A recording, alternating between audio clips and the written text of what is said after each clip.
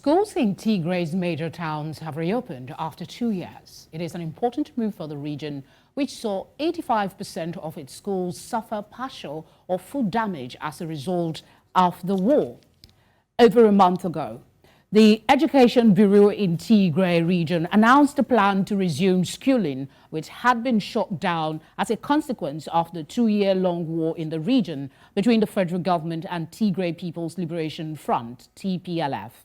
Preschools, kindergartens and nurseries are the first to open after registration ended early this last week. Elementary schools will open today, May 2, 2023, with registration closing midweek.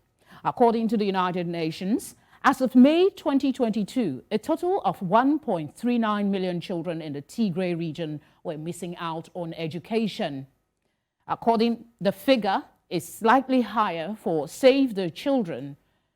Between the COVID-19 pandemic and the war, it estimates that 2.3 million children in the region have not attended school and 22,500 teachers have not been paid since early 2020. Many schools were looted and destroyed during the conflict. Ethiopia's Ministry of Education estimates that 7,000 schools have been damaged as at 2021. So imagine the number now. It is under these dire circumstances that academic activities resume. What is the impact of such a long closure amid budget and subject cuts? How adequate are laid down plans to provide accelerated learning? I want to say a very warm welcome to The Square. I am Felicity Ezewike. And for the discussion today, I have Eden Kasa, the co-founder of Legacy Tigray Advocacy, Sayumbehi, member Tigray Diaspora Council, and Nohilema, advocate for Tigray children. Ladies and gentlemen, thank you for giving us your time. Thank you. All right, let's start with you, Eden. What can you tell us about the plans set out for schools reopening? Thanks, Felicity, for having us. I just wanted to clarify something and correct there are some points and mentions there. The fact that it says Tigray is reopening schools, that is misleading and not really correct, because the majority of the areas in Tigray is still under the occupation of the Eritrean and Amhara troops. We have students, about 2.3 million students unaccounted for. We are just mentioning that primary schools, kindergartens, and nurseries are the only ones opening, leaving basically middle school, high schools, higher education, still not returning back to school. The complete decimation of the education sector basically said 85%, but nearly about 100% of it is beyond destroyed right now. And so you have a school that is not completely accessible to kids or to students. And also we do have complete decimation of education materials along with the education records. So for us to use it as the title right now, where schools reopen in Tigray, it's a little bit misleading, but also not focusing on the actual major issues that we still have kids who have been out for academic years of 3 years and missing a lot of the times that they have they could have been learning by now. So we are trying to focus on the escalated learning, but also speed learning right now. But again, I don't think this is a right information, but also there's a few things that... Before you continue, Eden, okay. I understand the emotions and where you're coming from a very informed position, but be that as it may, the information we have, and you have corroborated that some schools, we know the situation there is dire. We know that it is hard for the children to get back to school, but there is some semblance of re-emergence of education to some degree. Some children are getting educated. So that is something to celebrate, or don't you think? Well, it is good to celebrate, but let's be mindful that the fact that we still have kids unaccounted for, we still have teachers unaccounted for. We're sending kids to an area that was just under the occupation of these troops who were using it as a military camp and base, that it is still not fully checked for any damages or anything else to truly say that there is something. But of course, the social gathering, the social support that these kids will see, and being able to actually see their friends and families, and that whole social gathering when it comes to attending classes and classrooms, yes, of course, I celebrate that. But again, let's just be mindful mindful that we still have certain numbers, and that we're saying northern Ethiopia, as in it's not technically. Tigray has been out of school for 3 years. That is the one point that we need to go ahead and point out. And that 46,000 teachers have not been paid, or we don't even know where they are for the past 2 years right now. So we need to be mindful that the reopening of these schools, it needs to be throughout the whole Tigray, but also the majority of Tigray still remains under these occupations of these hostilities. So which really causes us, and it still is a concern. So that is something I would like to point out. So it really is clear, and that it is not too, we're not too quick to celebrate right now. I just want to point that out. We made the perfect choice to invite you for this conversation. It is the reason we're having this conversation, so people know what is actually going on in Tigray and how education can be kickstarted, because without education, there is concern about the future of Tigray. Okay, let me see if I can get further perspective as well from Nohi. I want to ask what kind, Eden has given us an idea that so much is still undone when it comes to restarting the education system in Tigray. Some children are unaccounted for. But for those that are going back to classes, what kind of learning environment do we expect to see in the face of budget cuts from the limited budget under which they are working? But it's imperative that schools resume. So explain to us, give us a picture of what's going on now. Well, thank you. Thank you for having us first and foremost, and we appreciate for like everything we say. And just to add up to what Eden was saying, for the children to go back to school is they're like, let's not forget, they're still under they're so traumatized by what happened, and not only what happened, but still what's happening as of right now. And just like the majority or all Western Tigray or the southern part of Tigray and the majority of the northern Tigray, also including tribals like Europe and Kunama areas, these are all occupied by these expansions and Eritrean troops and all whatnot. And for the children to go back, is as much as we love to see that, as much as we're so grateful for it, but there's a lack of exercise books, lack of materials that are needed for at the school, and simply with the teachers, we don't have as much as the teachers that we were back then, due to like either they flee to Sudan and other parts of the country, or like they're part of the individuals that we lost, like way over 800,000 people that we lost during this COVID. During this Tigray genocide. And let's not forget, it's like, before this Tigray, the genocide that's been happening, there was this, the locust infestation, and also, like, let's not forget the corona. And all these things add up. The amount of years it goes, for some children, it's actually about 4 years or above. And just imagine that, like, I personally myself, I went to school in the rural area of Tigray. And we would go to school as 6-year-old or 7-year-old on first grade. So right now, when you're like 9-year-old or 10-year-old, you're about to go to first grade. And at that age, in the rural area, the family or the culture wants you to work on the farmland in other parts. So it delays. These are evidently the heartbreaking reality of war situation. But the imperative I would like us to focus on is how education can be brought to these children. So let's see what we can do in the course of this conversation. I'll come to you, Sam, now. In line with what Nohi and Eden had said, I want to ask you something. 2 weeks ago, Save the Children urged the international community to contribute to the reconstruction of Tigray schools just before it opened. Has there been any response that you know of to this call? Because infrastructure as well as the staff is key.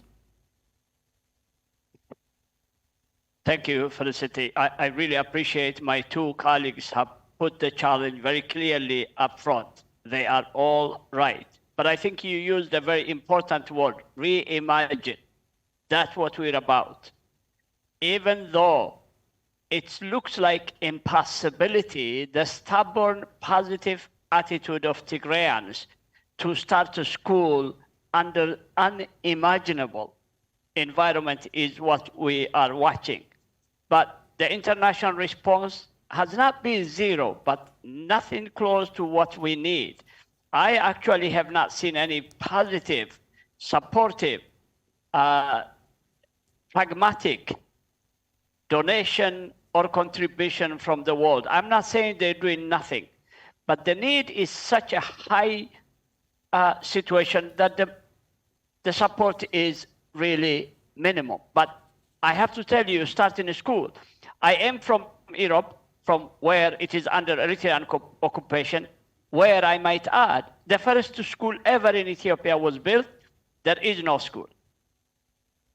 I don't even know how many children are alive to go to school. So what my colleagues are telling you are facts, as you very well know.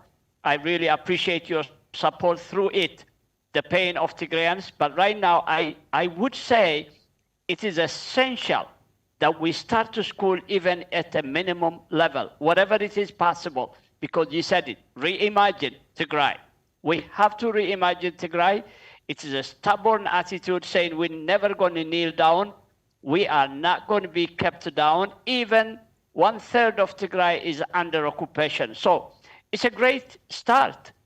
I think the headline should be, under being in hell, imagining heaven, is what's going on in Tigray, just to make it short. And I'll continue on some other issues, questions you might have. But I want to really point out, this is very positive, even though it sounds so impossible. Yes, I mean, something has, the future depends on it. Eden, let me come back to you on the strength of what you have said. To rebuild the education system in Tigray, if you were to make suggestion, how do we start? Bearing in mind that I've talked about international community, and from Seyum's response, it seems that is not even coming as it should. So what would you suggest to the interim administration now, if you were in a position, to how the Tigray people can begin to what is available, use what is available, and find the children that needs to be back in school? Thank you. So I just wanted to give a little bit of a visual and understanding to our viewers. What has happened in Tigray for the past 2.5 years, and still is ongoing right now, is that the complete decimation of all the sectors, from education, from healthcare, to everything that you can think of, has been decimated or has been completely, truly destroyed beyond a certain, beyond repair, some of it, or needs complete repair, right? So when you have a region that is 100%, nearly 100% in all sectors decimated or under, or mass distracted, you can't just focus on one thing. And I can see why, of course, there is the budget cuts and also the restricted budgets right now. But when you're trying to give hope back into Tigray, or trying to bring back the normalization, or the little bit of the process of moving on, or progress altogether, you have to start in all of it. But as you can see right now, if we really want to focus only on school, and that we want to actually restructure and reconstruct schools, we do need to bring this international community to really pay attention to the fact that, like, for 4 years or nearly 3 years, if a child at an age that is supposed to be on the writing and reading and on speaking level, she has missed that 3 years of that important age gap, that 4% or 40% of what it makes them to be a full functioning human adults, just like you and me. So right now, we've lost a few generation of Tigrayans and Tigray. For a fact, that's a fact, because it's been 3 years right now with no schools and education. So if we need to do this, we do need to focus on accelerated learning, speed learning, but also we need to bring in all our efforts, and we need to call in on the mentors. We need to save the children. UNICEF needs to get up and demand, the Ethiopian government needs to give Tigrayans and the children of Tigray a chance to learn, to start to learn, no matter one way or another. But also, there's a problem with this, that we still have those basic necessities that will make you and me, or any child, function in a way that she's supposed to do in a daily basis, such as communication blackout. We still have that issue. We have electricity issues. We have basic services as Nohe has mentioned, or the education utilities, like having books, blackboards, computers.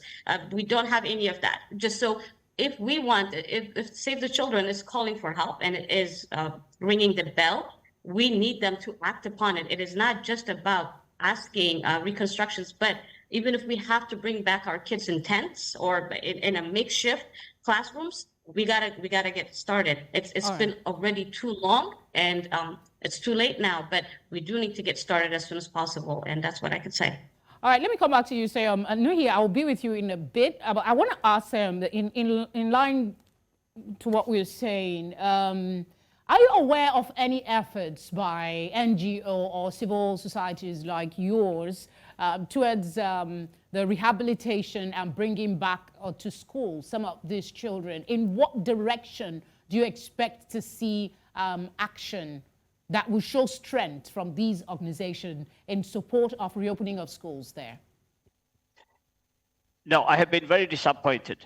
I know the diaspora Tigrayans are trying, we're all trying our very best. We're very small. Economically, we're not on the top of the world. We're like immigrants. We are surviving, and yet we're trying to do. The international NGOs, one of the challenges is the two occupying forces are two nations, two governments who have the media power and convincing and diplomatic relation all over the world. When you have a small region occupied, suffer genocide from its own nation, it's really difficult. That's why I called it stubborn attitude of the Tigrayan people. So unfortunately, not enough, because the facts that my two colleagues are talking about, and your channel have very clearly explained, are not quite taken deeply. It's like, I think the world will be shocked and ashamed when the statistics clearly comes out, although the Ethiopian government is not letting any journalist, any NGO to help in Tigray. Why? They know exactly why. Facts. These two young people and I and many others know facts because our families are there. But you see, international nations follow nations, not communities. Let me interject quickly. If NGOs, like non-governmental organizations and civil society, are not allowed access to Tigray, how do they propose to get assistance to get the schools started? So what direction should the conversation be going towards if we need NGOs and civil society to jump in to help salvage the situation? We have to do serious advocacy with UN. I am extremely disappointed with the head of UN. This is a guy who said, Prime Minister, what's his name? Abiy have told me, no Eritrean soldiers in Ethiopia. Just imagine, African Union said this is law enforcement, we're okay. Look at this. So, where I would suggest is the Tigrayans, the provisional government, the temporary government, the Tigrayan people, we diaspora must take huge step in what we can. We have to have the no-lose attitude. Only if they see us doing it, they will join us. And we're doing that. Some of them will join us, but I'll be honest with you, the government, so-called Ethiopian government, is fighting against it, even though verbally they're always sweet. But don't even start trusting that. Sayom Bey, thank you very much. Member Tigray Diaspora Council, for giving us your time. We have another guest joining in, so I want to thank you specifically for giving us this few moments of your time. Thank you very much. All right, we're going on a short break, and when we come back, we'll be introducing another guest who has been doing something towards providing education in Tigray. And of course, we still have Eden and Nohi. I'll be talking to them about the Tigray Education Bureau strategy for upscaling schools in Tigray. Stay with us.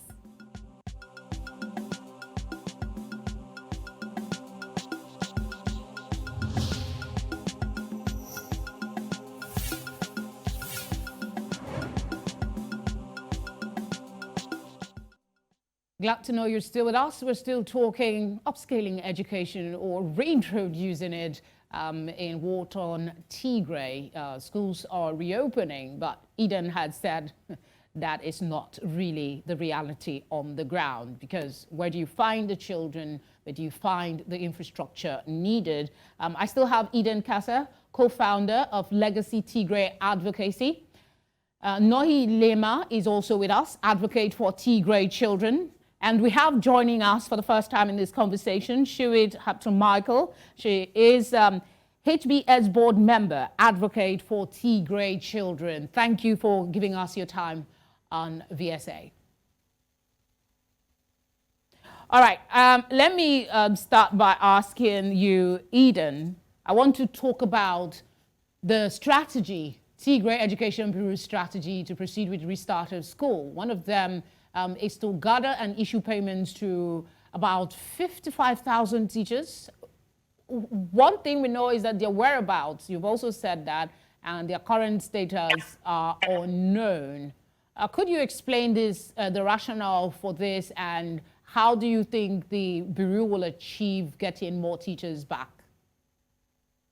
Well, I said 46,000, over 46,000 teachers. These are just from Tigray that we don't really, that they have not been paying for over 2 years, and we don't know the full whereabouts of them. They have not been counted for, as we have mentioned it, and I'm sure it's already been mentioned several times in the past, is that everybody in Tigray stood up to defend themselves and to go to join, as some of them have joined TDF. So we do not know exactly. We have not seen them return yet, and a few of them have been refugees, have left the region. Of course, a few have been killed.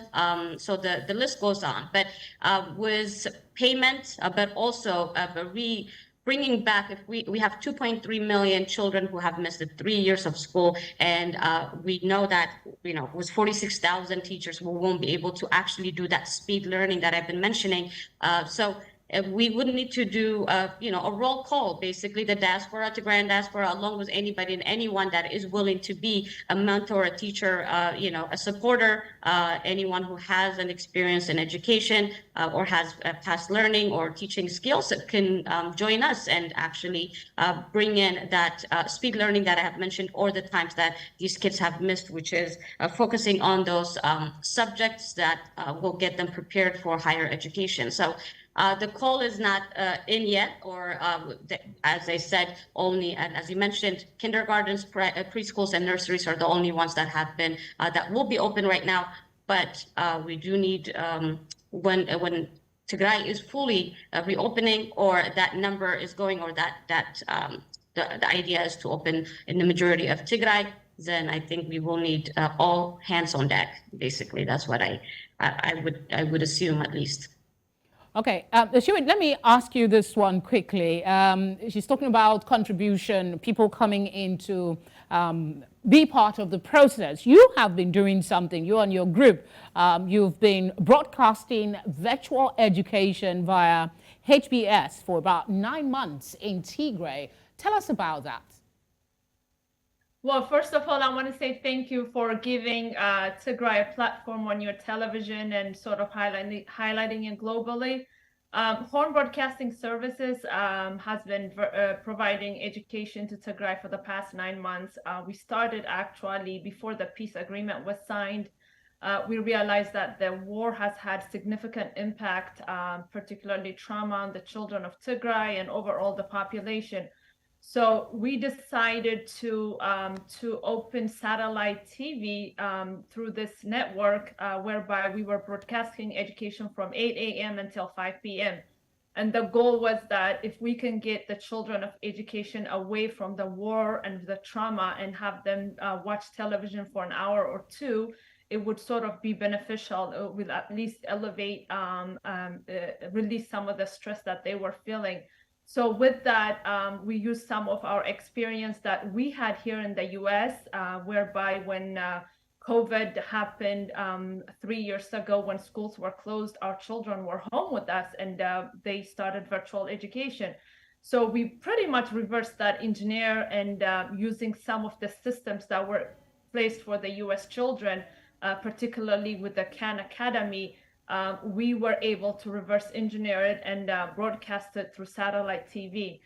We have a large followers. We estimate anywhere from 250,000 up to 500,000 children. So that means, if I may interject here, that means there was some access to electricity and the internet. How were you able to get this information and get people to participate? There are no, back then, there were no access to electricity. If you recall, it was a total blackout, but you were able to see television. So in Tigray, before the war, Tigray had been developing.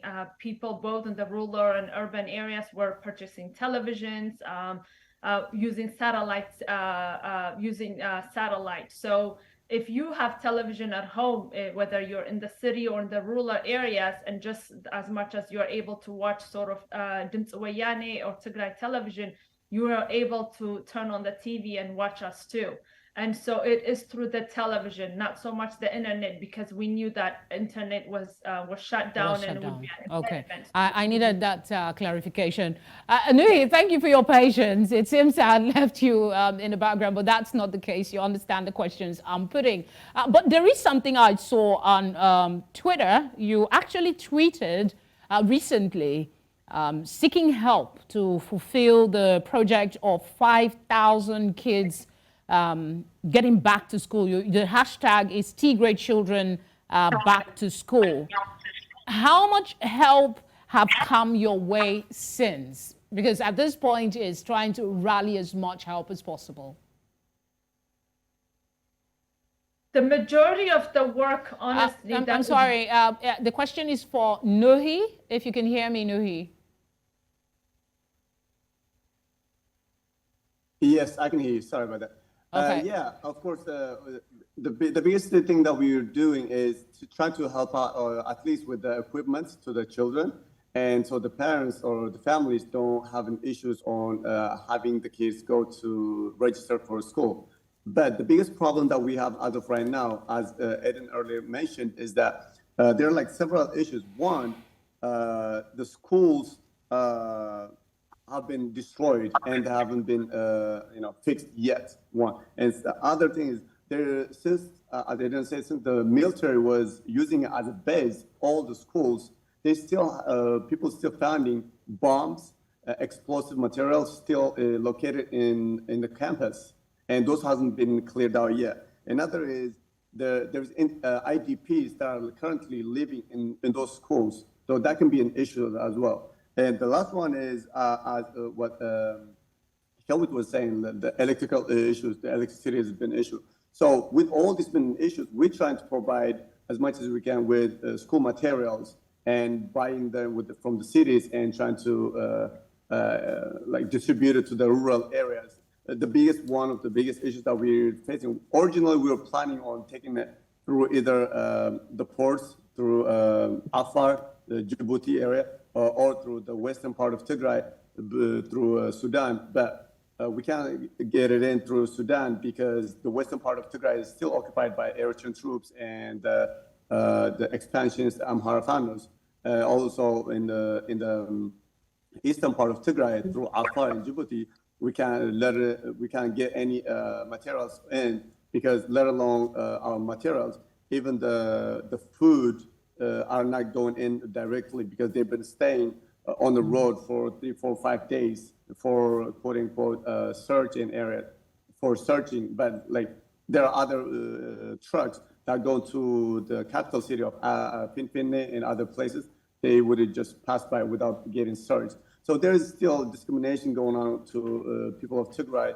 And as Shawit was saying, like the Pretoria agreement happened about like 4 or 5 months ago. And yet still the soldiers of Eritrean and soldiers and Amhara soldiers are still occupying these areas of where that needs more help, especially in the rural areas. And that's other for us for providing. Actually, we planned on for 5,000 kids, but we expanded it to 800,000 kids. And we're trying to provide for 800,000 kids school materials, mainly with exercise books, pen, pencils, and all those things. However, due to these issues that the government wouldn't allow to go and help out the regional government, we're working with the educational minister Dr. Kiros. However, if the government is not helping us as much as it can, if we are not unable to get the materials through either Eastern Tigray or the western part of Tigray, we should be able to go through Finfinne, through the airport.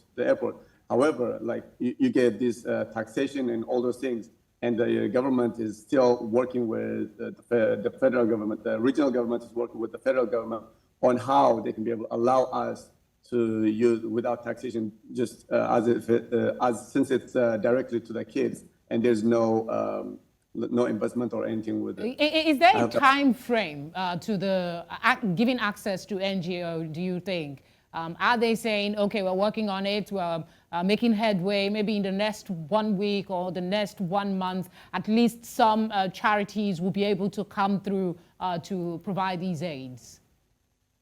Unfortunately, no.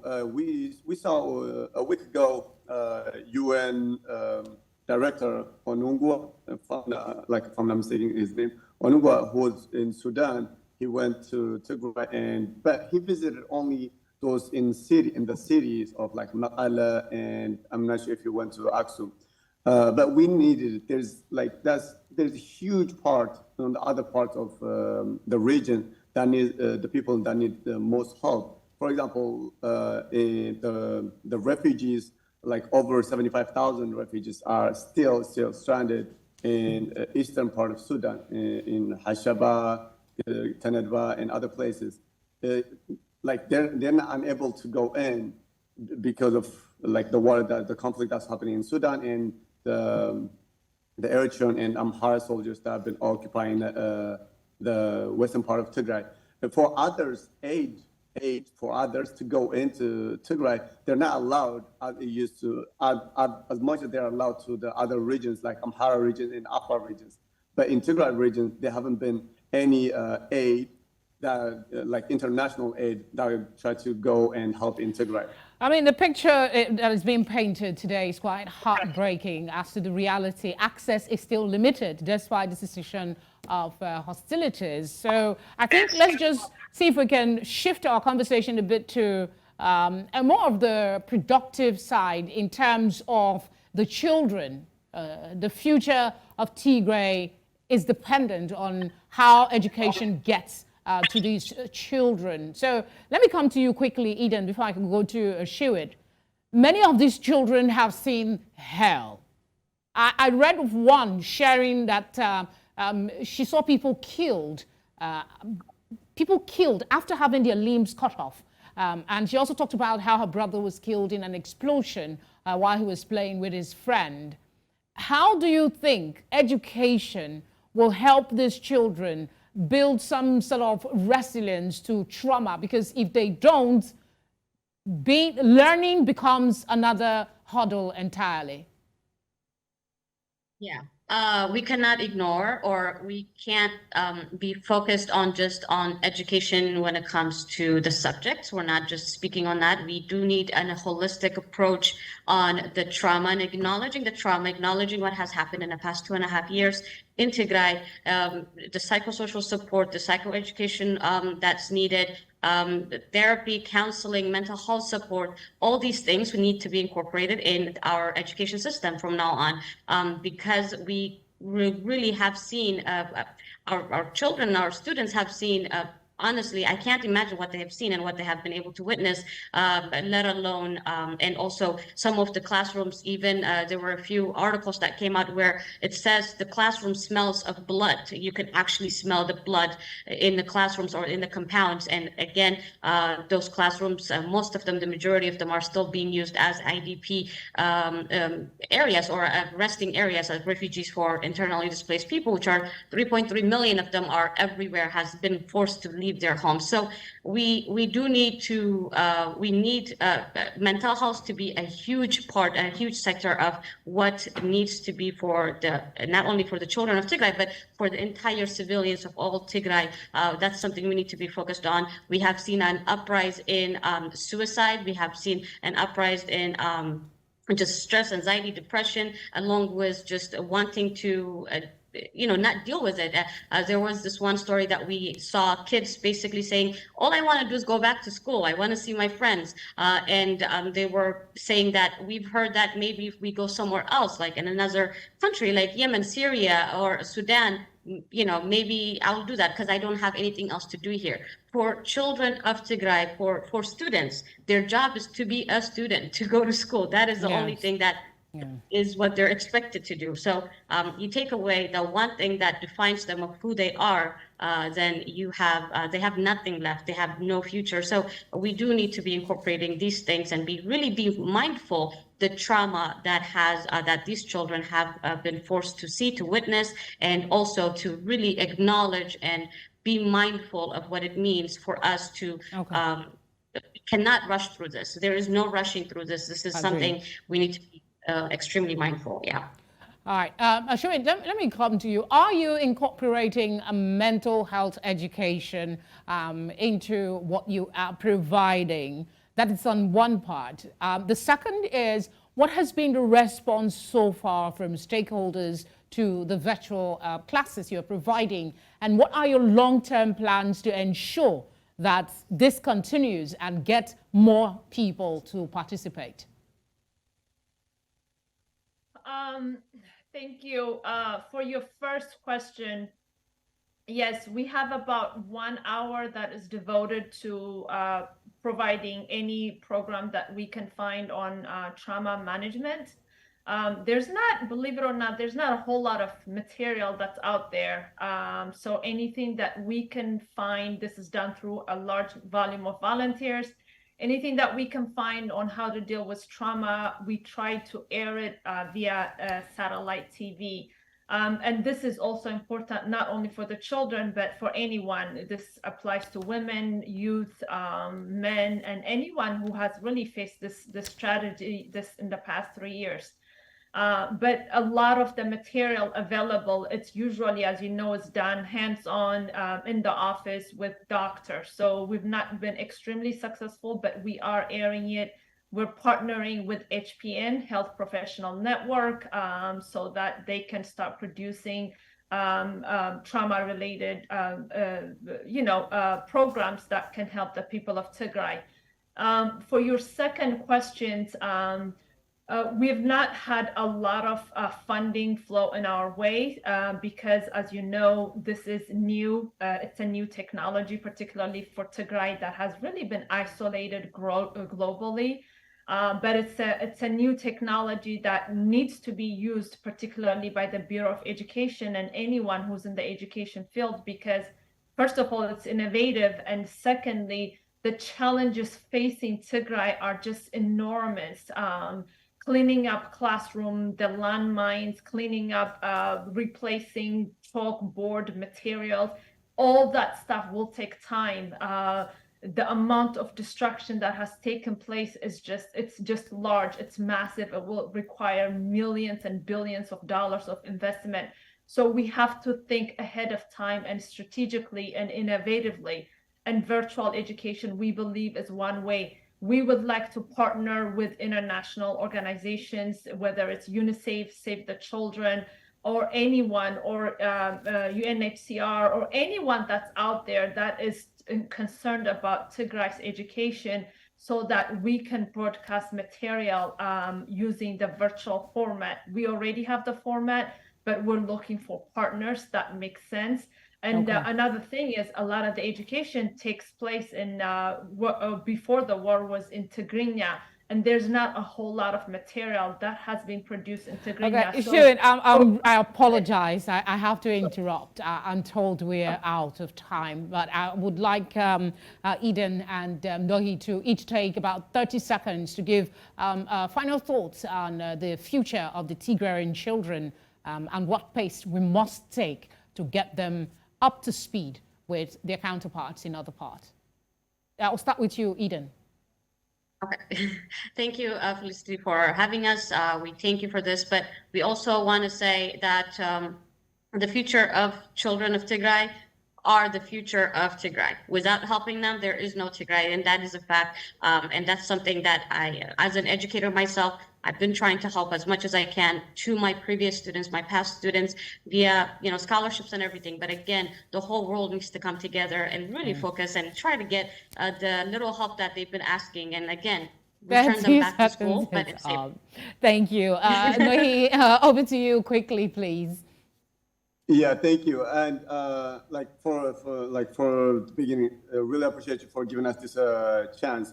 But those people that can be able to make a difference, please help us out in terms of pressuring or one way or the other to make sure the Ethiopian government does follow the Pretoria Agreement and be able to pressure the invaders that are in Tigray so they can leave and make sure the government of Tigray can provide for the children of Tigray. Thank you very much. Thank you. Thank you very much, Nohi Lema, advocate for Tigray children, for giving us your time. Eden Kasa, co-founder of Legacy Tigray Advocacy. Earlier we had Seom Behi, member Tigray Diaspora Council, and of course we have Shiwit Michael, HBS board member, advocate for Tigray children. Thank you all ever so warmly, and God bless you for the work that you put in. All right. Tigray's education system has been set back decades by the civil war, an inestimable devastation that has harmed students' learning and could derail their future.